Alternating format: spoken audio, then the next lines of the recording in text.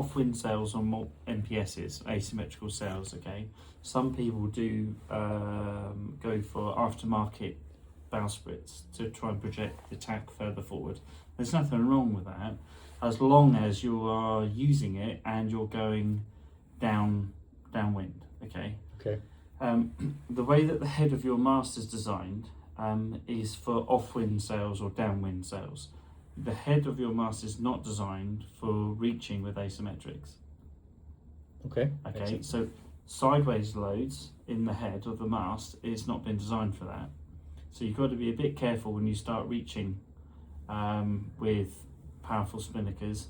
When you the stem head fitting on the boat was designed for being pulled, you know, the tack fitting of the MPS. I kept saying chain play. I kept in my head I was saying stem fitting. So, okay. Yeah, so your stem head fitting is designed to take the tack of your MPS and pull the boat. What is MPS? Multi-purpose sail. So it's an asymmetric sail. Okay. Or a sail, if you like. Okay. And it was designed to pull the boat downwind. Right now we've got a Yankee. It's at what, 135%, and the stay sail, which is self-tacking, and then the main sail. Those are three sails we have. You don't have a powerful MPS spinnaker or anything. We don't. Like that. We looked into it. We were in San Diego a couple months ago, and we had the Quantum guys come down and talk to us about it, and they basically said, we don't know how to do it on this boat. So, without putting a bowsprit or doing something to. Okay. The issue is where do you hang it? Yeah. Okay.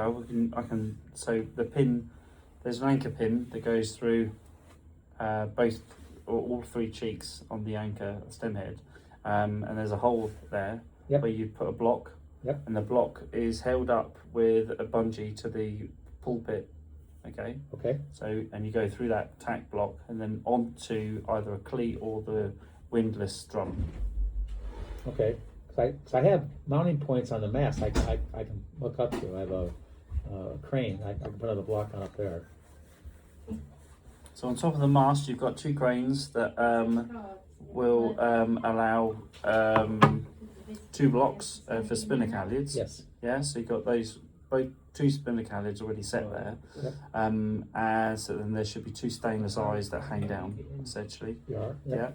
And then at the stem head, there will be another attachment point in the centre chain plate. Yes. There, and that will take a shackle and a block. So is this going to be a furling asymmetrical, or is this going to be one you just take down and put away? Well, it depends on what you end up investing in, but Okay. Normally they're just in a snuffer, so you can snuff the thing. Okay. But the point of the conversation is when you project the attack line on an asymmetric further forward than the stem head, you're increasing the loads, if not doubling the load, on a chain plate and stem head system that wasn't designed for it. Okay.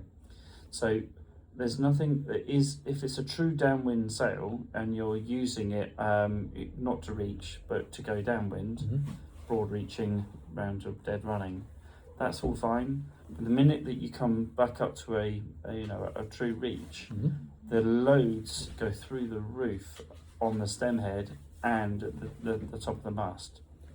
At that point, won't the sails start to rip out, or? Well, you need to make sure your sailmaker designs the sail to fail before the rig does. Okay. Which is potentially why your guys decided to back away from it. But I mean, we can provide sails for your boat without even visiting the boat. Okay.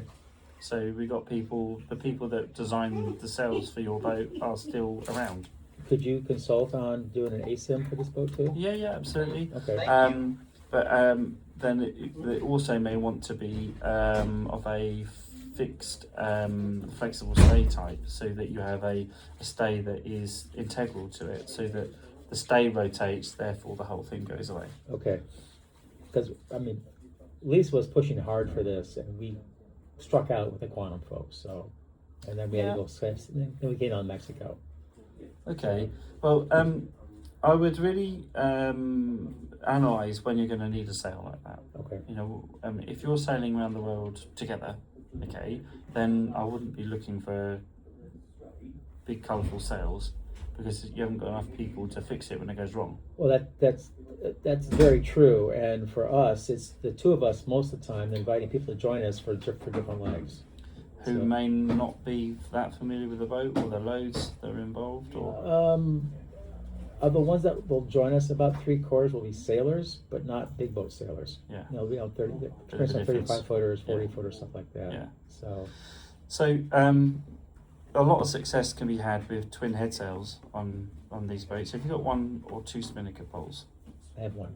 Okay, so you could use the spinnaker pole at one side and then use the boom with no main as the opposing pole. Okay. So you have a trade wind sail configuration. Okay. You can use that off the existing head sail furler. Okay. That you can furl it as well as fly it. We did do some experimenting with having all 3 sails out coming down here. We found we had to sort of tune it so that we got the right. We weren't backwinding one of the sails, and that worked out pretty well. But it wasn't hours and hours. It was like an hour or two, and the winds were just right, and our direction was just right. So yeah. Hey, before I forget, do you have any experience or any belief in these infrared systems for seeing at night? I haven't. I like the idea of a pair of binoculars that will give you night sight, just for identifying fishermen for a start, especially around south coast of the UK. Okay. I would find them valuable, really very valuable. But in terms of mast mounted, I haven't got any experience with those. Okay. Not yet. I argue that sailing at night is pretty labor intensive if you think about it. One person's on watch, one person's sleeping, and you can't see in front of you, so hit something, you're gonna hit something. And I've seen for years advertisements on companies are trying to sell you night vision with AI and stuff like that, but it still feels like it's too early. Yeah, I mean, if you can't see it or you can't pick it up, it shouldn't be there. And if we're talking about a partially submerged shipping container, then there's not a lot that will really pick that up. Some of the newer systems claim that they will, but over the last 3 years, I haven't seen much hoopla about it. So I don't know. I mean, it's ever so rare, anyway. So yeah. I mean, I've not met someone that's hit one of those. I mean, we've had an Oyster 62 that had the front smashed off it at sea when a coaster came out of some fog with no lights, with someone asleep at the wheel. A coaster? Freighter, small freight vessel. Okay. And it hit the front of the Oyster 62, took the front of the boat off, back to the bulkhead that the staysail furler was connected to. Everything else was smashed off. But wasn't the Oyster running its radar with object detection? Well, this is some time ago, but Okay. That was boat number 3 or 4, I think. Okay. So it was 20 years ago. Okay. But that sort of thing is also very rare. So, but it does happen. I don't think AI is going to help all the time. Maybe, I don't know. Not a fan. Again, I tend to be gadget happy and technology, imbued, but it was a concern for us when we were trying to sail up to the San Juan Islands because of all the logs that get shipped out of the various rivers there. It was logs we were trying to avoid, and the technology some guy was trying to sell me said, "Well, we do a good job of detecting logs." And I asked him to provide me with some examples, and he didn't do that, and we sort of lost contact with each other. So, but for the most part, it's me, just my wife and myself sailing. The long legs will take people with us, but the coastal stuff, we're pretty comfortable just the two of us. So, It'd be fine. Okay. Yeah. Okay. What you want to do is have a sail plan that you can put away without leaving the cockpit. Yes. So a twin head sail trade wind system, okay, you could furl that or adjust sails, Okay. and you wouldn't need to leave the cockpit. Okay. So if one of you is in the cockpit sailing at night, you could reef everything and then go and wake the other person up if you needed to come up with a plan. make the boat safe, all that sort of stuff. Which is what we do. Yeah. We're very safety conscious that way. Yeah. So There's nothing wrong with that at all. no one goes forward without wearing a vest and being clipped in and stuff like that. It's just our standard operating procedure. I tend to be more conservative than she is on the sailing part of it, but as we put the boat back in the water for our sea trials after all the work was done, we couldn't sail an entire day without her breaking something. So I lost a couple halyards that way. I lost a couple sails that way. Not sails. I lost a couple halyards that way, and some other bits and pieces broke. But it's working fine now. And again, we've sailed 2,000 miles. Came down. It's been 3 months coming down the coast. So anyways, okay. So come back tomorrow. Look at the turbocharger. Will Hannah be able to contact me when it comes in? Yeah. Give Hannah your contact details. Okay. Going forward, when I'm going to order things, so I just start with her and have her circle back to you, or yeah, that's ideal. Okay. So you can either knock an idea my way on the WhatsApp. Okay. And then we then decide, and then we'll upgrade it to Hannah. Okay. Or, hey Hannah, can you get this part? And that way it's not lost or forgotten. Okay. Often I'm running on the hoof, and I realize you're wearing a lot of hats, so I get it. You're the boss, and you're, as they say in Mexico, you're el jefe. Yeah, jefe. Yeah. But the will is absolutely there to try and support you remotely. But I appreciate that. Yeah. So I'm taking those 3 parts back with me, and hopefully get a look at and bring the turbocharger with me tomorrow. And then Matt's going to order a Mamba drive. So what do you want to order? Okay. Did I get to choose what color they're going to paint it? Could be any color you want. As long as it's black. You and Henry Ford, right? All right. So it feels like if I just keep sort of trickling in stuff via WhatsApp, it's an easier way to communicate with you than get you to respond to long emails. Yeah, I mean, I find having to run all the way down the emails is difficult because I don't always get the benefit of sitting down at my desk. I've not done that today, so that's another day of it. Do you find the 30-second, the 90-second videos or have any help? Yeah, I don't mind them at all. Yeah, Okay. You can cover a lot of ground in a quick video, can't you? Yeah, absolutely.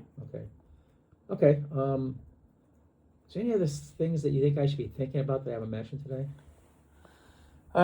Hoses. So all of the hoses that are connecting systems to seacocks in the boat and valves, hoses can get brittle and fail. Okay. So the way to try and work out how the hoses are looking is that if you've got an original hose on your boat now, below the waterline, you need to change it. Okay. So 20 years, that's done enough. Okay. You should be able to feel the hose being supple. It needs to be able to give, and if you squeeze it, it feels crunchy and a bit not so good. That's maybe the reinforced wire that's within the hose that's failed and it's corroding on the inside. The next phase of that is that the hoses then start to break down, and you get bits of the hose that fall into the cavity, which can make a very effective check valve.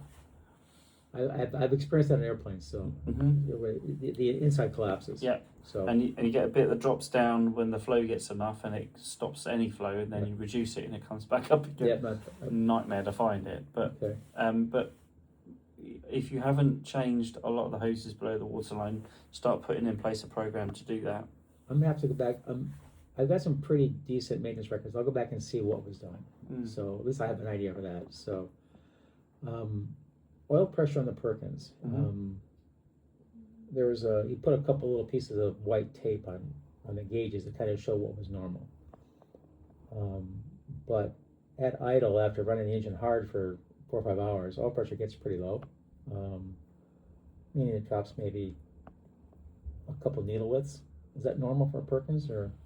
Well, it's just any engine really. I mean, the hotter the oil is, then the thinner it is, the less pressure you might have. Okay. Get a compression test done on the engine. Okay. And that will tell us what we're dealing with. Okay. we'll try and get you the numbers you're trying to attain, for comparison. Okay. And it might be that it's time for a set of rings, and a bit of an overhaul that way. But Okay. it isn't necessarily the end of the engine. That's Sure. the point. It just needs maintenance. Okay. How do rings give me an answer about the oil pressure? The rings won't give you that, but your compression testing, will give you an idea of what compression we can attain in the cylinder, Okay. and what we get up to in terms of compression. If it's low, then it could be that we need to think about doing an engine rebuild at some point. Okay. But if it's great, then that's fine. Does lack of any oil consumption have any bearing on engine health?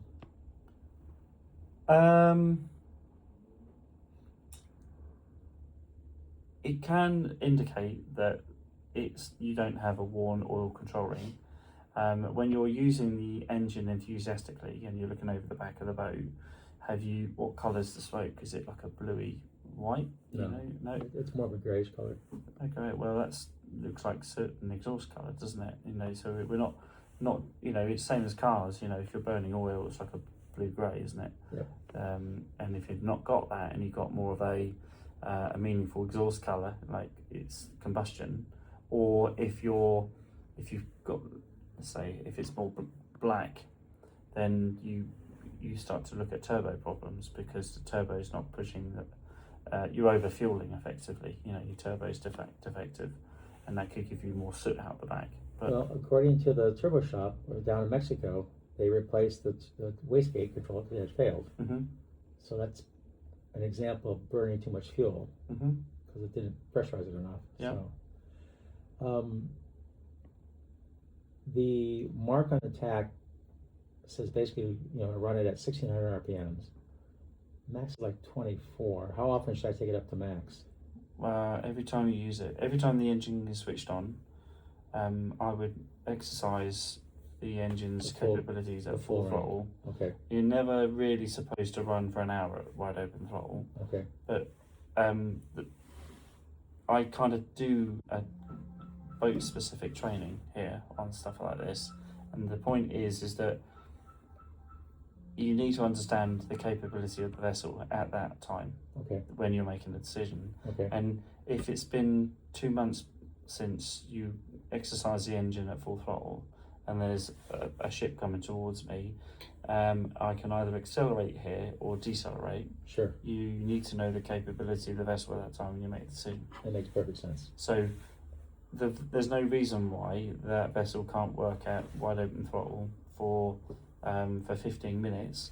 You look at the temperature gauge, and if it moves a little bit, fine. When you decelerate back to cruising revs, does that come back down? Yeah. So we're effectively cooling. The vessel hasn't conked out. We've not, it's Okay. doing what it should. But you should, don't be afraid of pushing the engine. Okay. Okay.